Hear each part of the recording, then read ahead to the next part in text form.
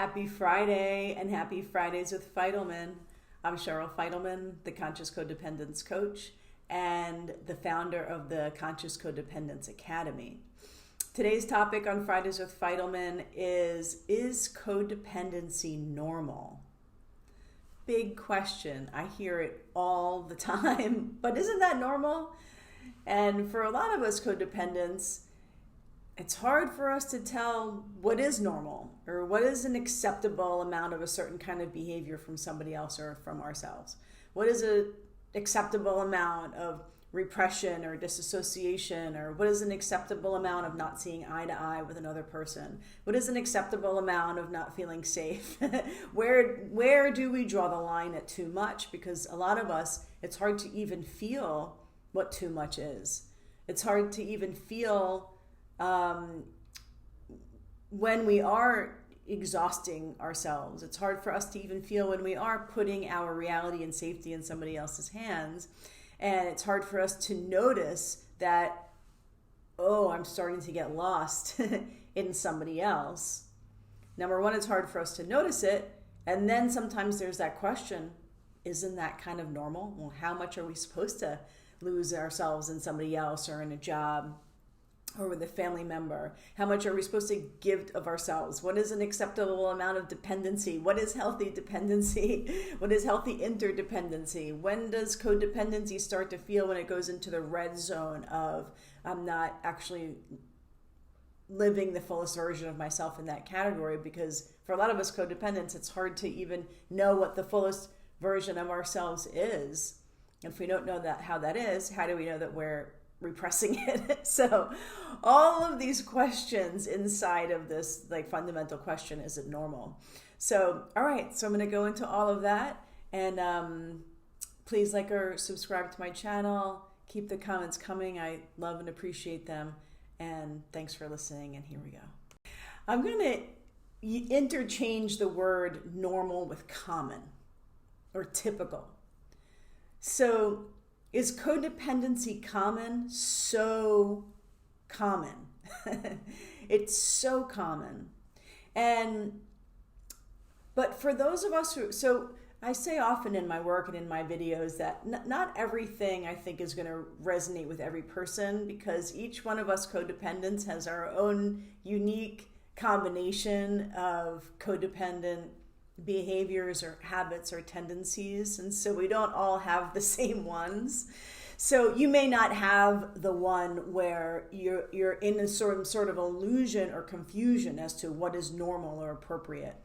There are some of us, myself included, where we go, I don't know if this is normal or appropriate or common.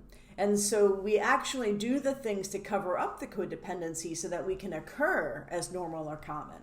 And so that might be staying in a marriage where you know it's slowly destroying you, but you're not sharing that with anybody. What you're sharing is, yeah, we're doing all right, we're married, we're fine, right? So you want to occur as what you think is normal to the outside, and on the inside you're looking at your codependency and your dysfunction in your relationship or at your job or in your family as something that's kind of taboo or not normal or not shareable.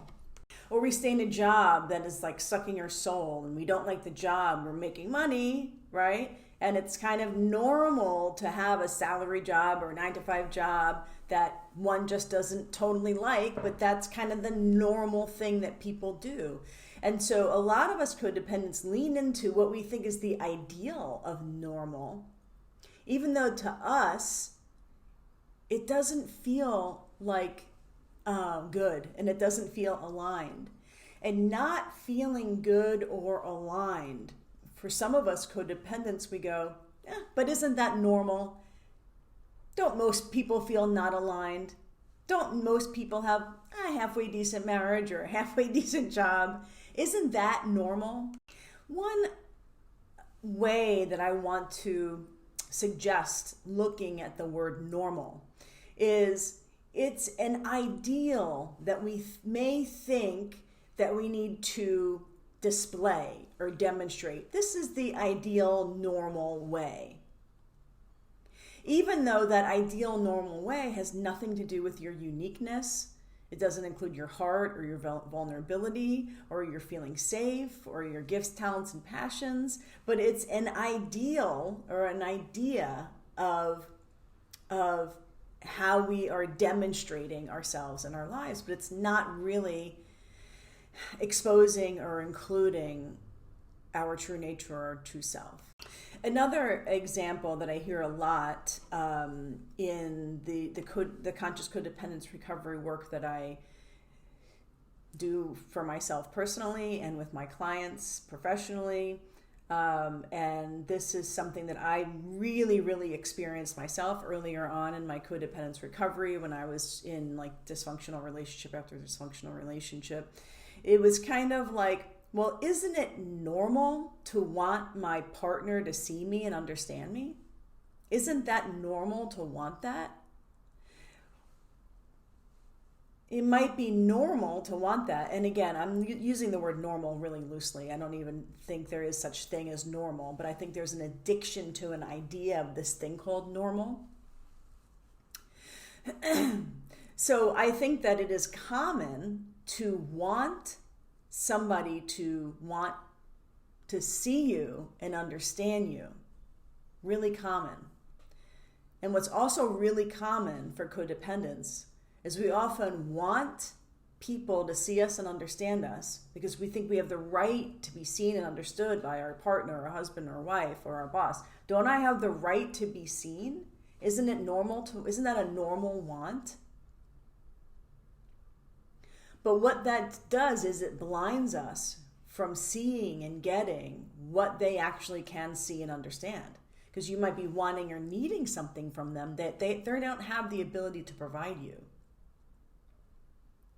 And that's incredibly common, that codependent behavior of wanting and begging somebody to see you and get your point of view so bad. We want, and we beg, and we move into the want to be wanted, the need to be needed, and we move into proving ourselves so that this person can get and understand us. Meanwhile, they don't have the actual capability to get and understand the thing that we are wanting them to get and understand.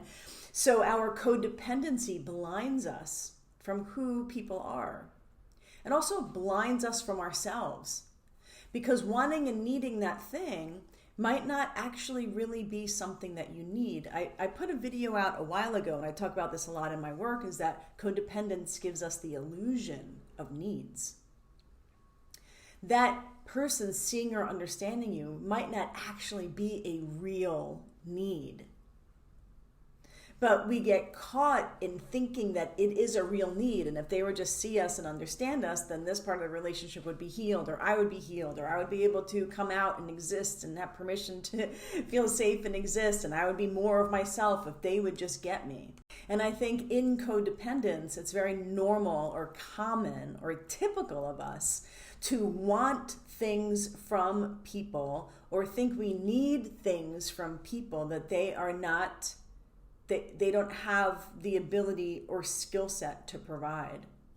And it's very common or normal or typical for us codependents to put our needs and wants on somebody else so much that we are not actually even seeing that we may not need that in order to take up space and be happy.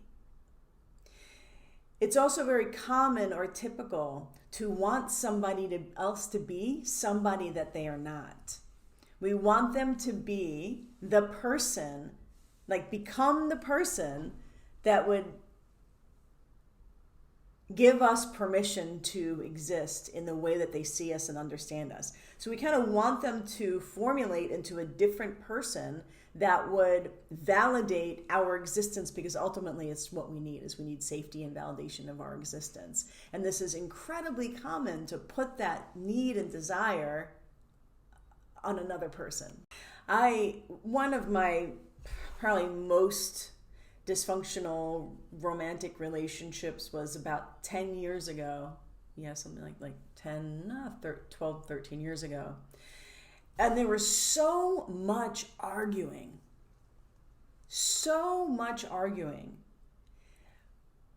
But I would cover it, I would say, but I love him, or but I love you.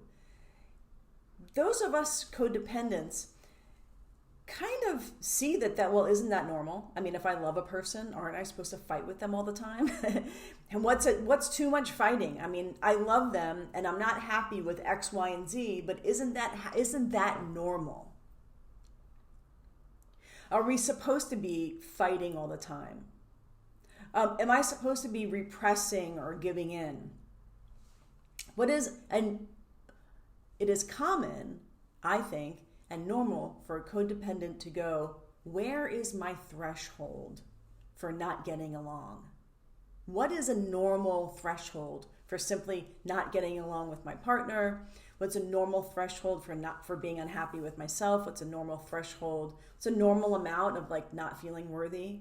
What's a normal amount of overworking myself to please and provide, especially if you're a mother or a father or you're some sort of a caregiver? What is a normal amount? And you have a job, right? What is a normal amount of exhausting myself? Because it seems as if I should be exhausting myself in this category, in this category, in that category. I think it is, well, I've already said this, I think in different ways so far, but it is normal or common or typical for us codependents to not know what is normal, not know what is common, not know what is too much.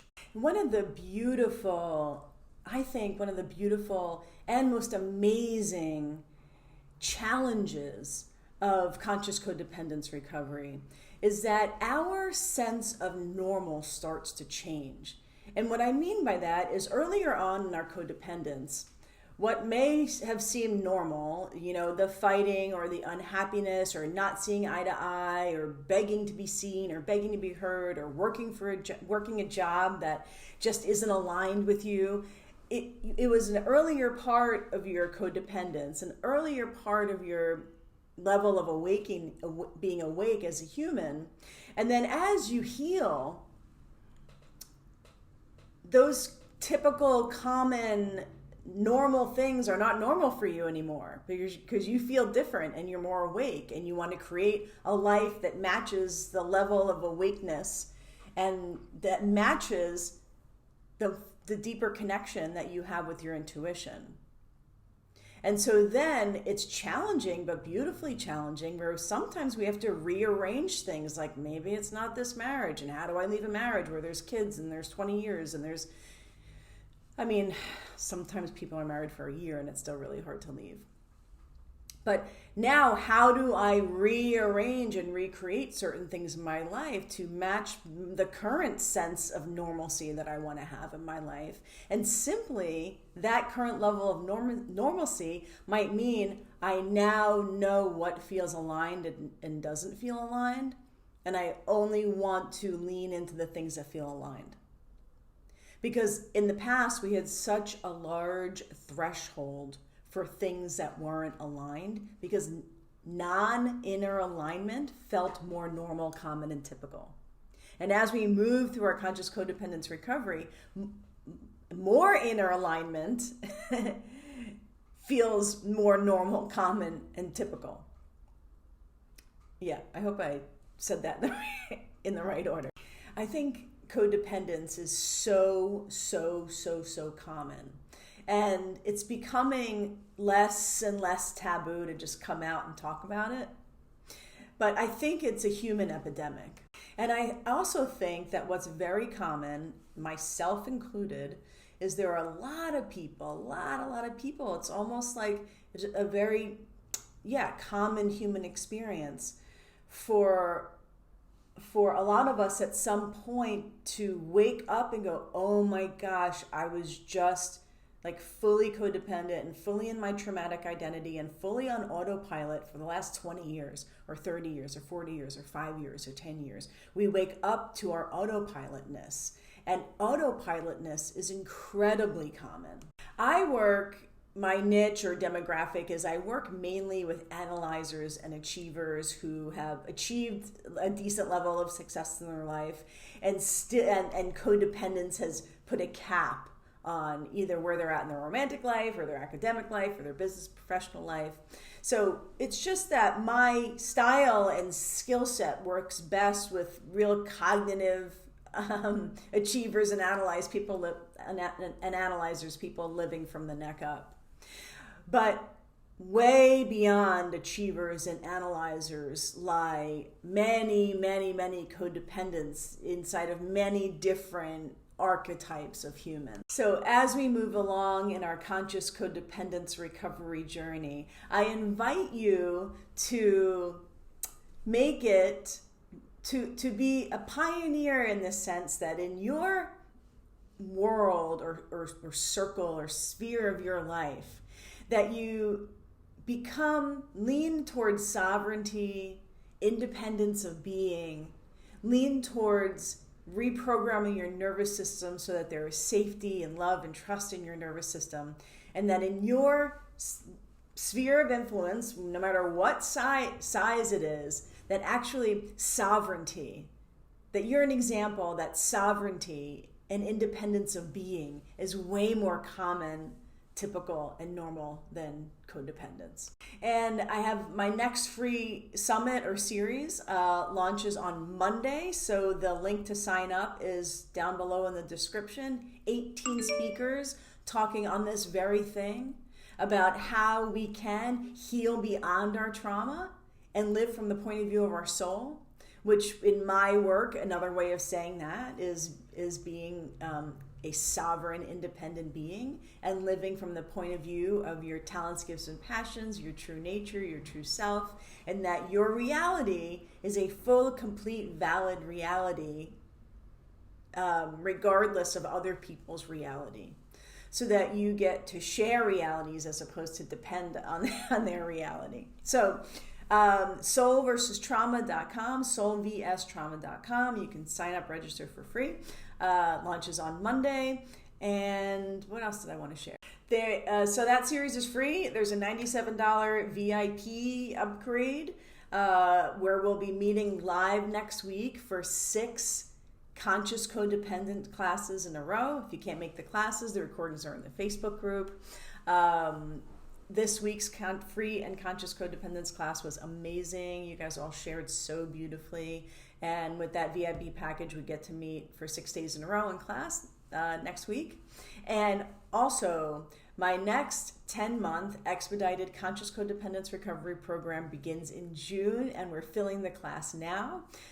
So feel free, if you're interested in it, then you and I can have a consultation and we can see if it's a fit for you. Thank you so much for listening to my thoughts, theories, and rants. I don't take it lightly that you tune in and consider my ideas. Thank you so much from the bottom of my heart. Have a wonderful, wonderful weekend. Happy healing, and life is now.